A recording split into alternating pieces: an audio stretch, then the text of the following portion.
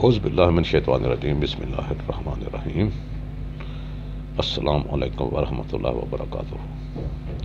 ناظرین اکرام، امید کرتا ہوں کہ اللہ رب العزت کے فضل و کرم سے آپ سب خیر و خیریت اور عافیت سے ہوں گے، اور میں دعا گو ہوں کہ اللہ تعالیٰ آپ سب کو، ہم کو، ملک پاکستان کو، تمام عالم اسلام کو اپنے حفظ و امان میں رکھے، آمین ثم آمین۔ محترم ناظرین اکرام، آج جو ویڈیوز آپ کے لیے لے کر آیا ہوں وہ پارہ نمبر 2 آیت نمبر 238 تا 252 تک ہے، اور یہ پارہ نمبر 2 کا اختتام بھی ہے۔ اللہ رب العزت فرماتے ہیں کہ اگر اللہ رب العزت ایسا نہ کرتے تو انسانی زندگی بعض جابروں کے مسلسل تسلط اور ظلم کے باعث برباد ہو جاتے۔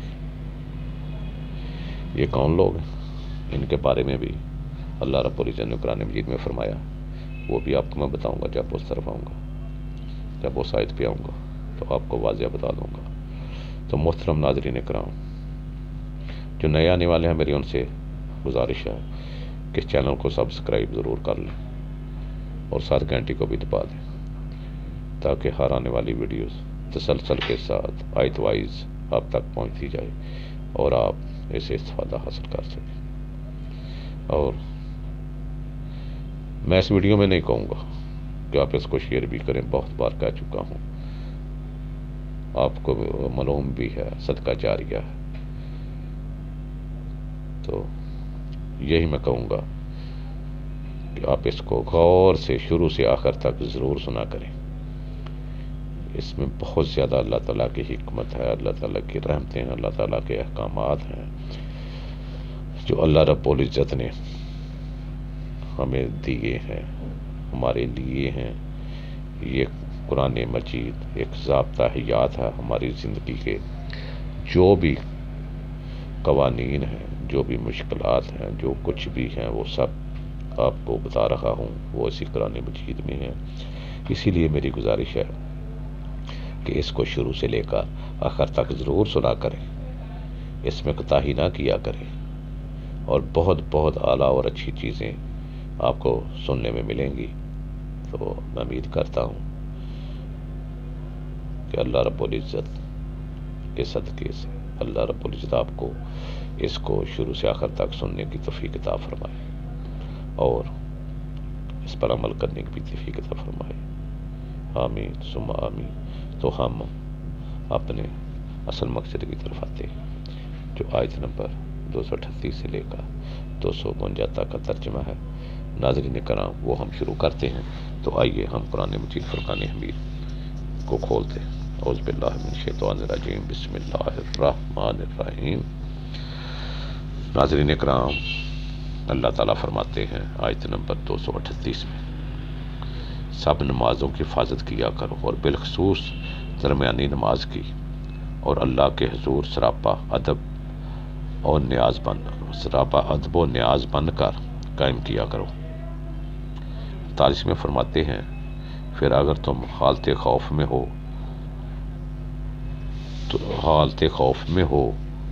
تو پیادہ ہو یا سوار ہو، جیسے بھی ہو نماز پڑھ لیا کرو، اور جب تم حالت امن میں آ جاؤ تو انہی طریقوں پر اللہ کو یاد کرو جو اس نے تمہیں سکھائے ہیں، جنہیں تم پہلے نہیں جانتے تھے۔ اور تم میں سے جو لوگ فوت ہوں وہ اپنی بیویاں چھوڑ جائیں، ان پر لازم ہے کہ مرنے سے پہلے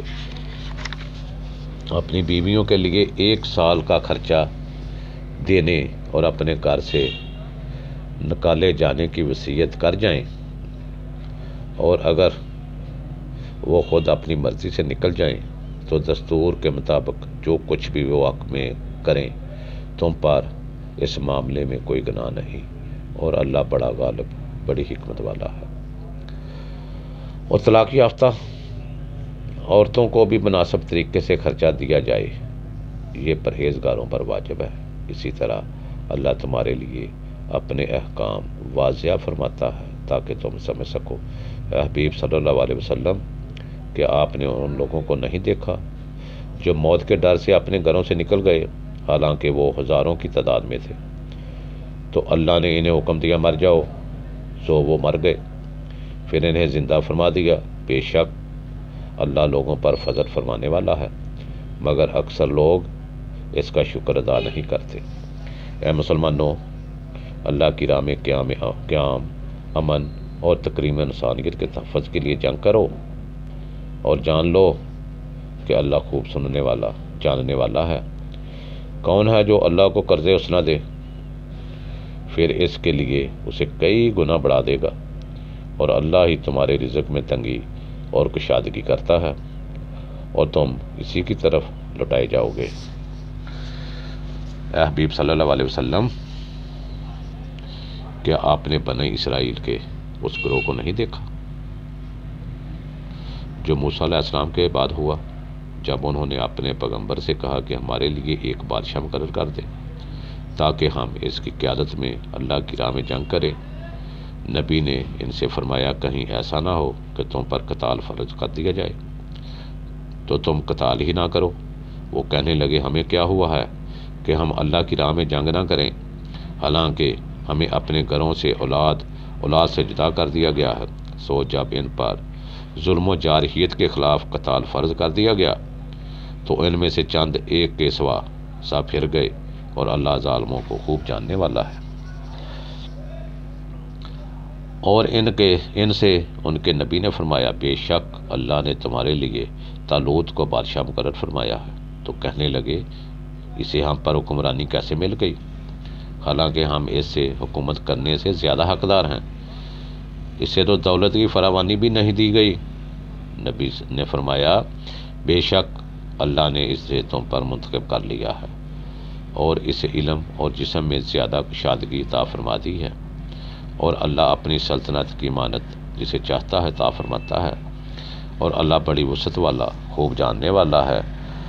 اور ان کے نبی نے ان سے فرمایا، اس کی سلطنت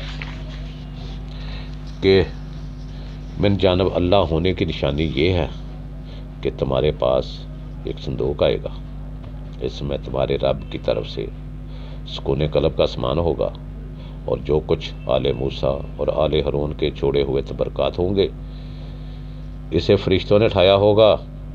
اگر تم ایمان والے ہو تو بے شک اس میں تمہارے لیے بڑی نشانی ہے۔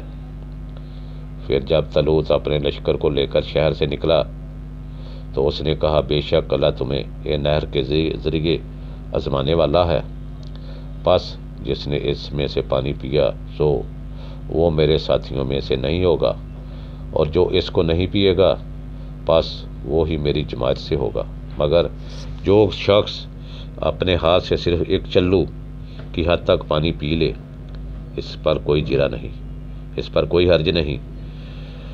سو ان میں سے چند لوگوں کے سوا باقی سب نے اس سے پانی پی لیا۔ بس جب طالوت اور اس کے ایمان والے ساتھی نہر کے پار چلے گئے تو کہنے لگے، آج ہم میں جالوت اس کی فوجوں کے مقابلے کی طاقت نہیں۔ جو لوگ یہ یقین رکھتے تھے کہ وہ شہید ہو کر یا مرنے کے بعد اللہ سے ملاقات کا شرف پانے والے ہیں، کہنے لگے، کئی مرتبہ اللہ کے حکم سے تھوڑی سی جماعت خاصی بڑی جماعت پر غالب آ جاتی ہے، اور اللہ صبر کرنے والوں کو اپنی میت سے نوازتا ہے۔ اور جب وہ جالوت اور اس کی فوجوں کے مقابل ہوئے تو عرض کرنے لگے، اے ہمارے پروردگار، ہم پر صبر میں وسط ارزانی فرما، اور ہمیں ثابت قدم رکھ، اور ہمیں کافروں پر غلبہ عطا فرما۔ پھر انہوں نے ان جالوتی فوجوں کو اللہ کے امر سے شکست دی، اور داؤد علیہ السلام نے جالوت کو قتل کر دیا، اور اللہ نے ان کو یعنی داؤد علیہ السلام کو حکومت اور حکمت عطا فرمائی، اور انہیں جو چاہا سکھایا۔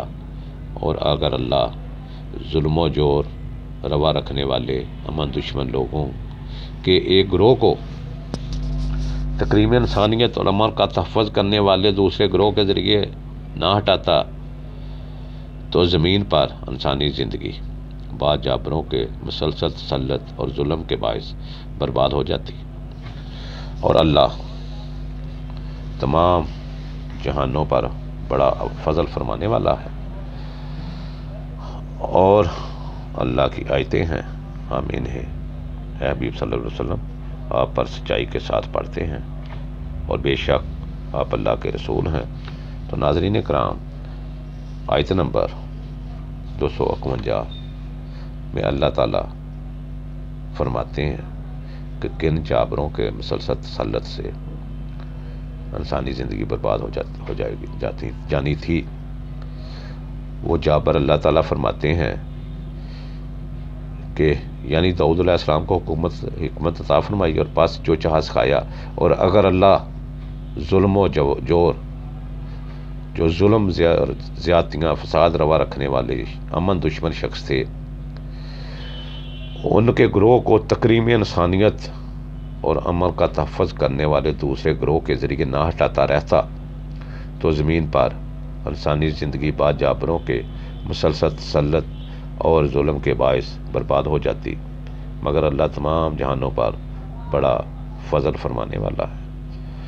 تو ناظرین کرام، یہ تھا آج کا آیت نمبر 238 سے لے کر 252 تک کا ترجمہ، اور آئندہ پارہ نمبر 3 سے انشاءاللہ آئندہ ویڈیوز میں ہم شروع کریں گے۔ جو پارہ نمبر 3 سے ہوگا تو میں امید کرتا ہوں کہ میری یہ ویڈیو آپ کو پسند آئے گی۔ اللہ رب العزت آپ پر، ہم سب پر، ملک پاکستان پر، تمام تمام عالم اسلام پر اپنی رحمت کی بارش برس جائے، اور ہم سب کو اپنے حفظ و امان میں رکھے، آمین ثم آمین، والآخر دعوانا الحمدللہ رب العالمین۔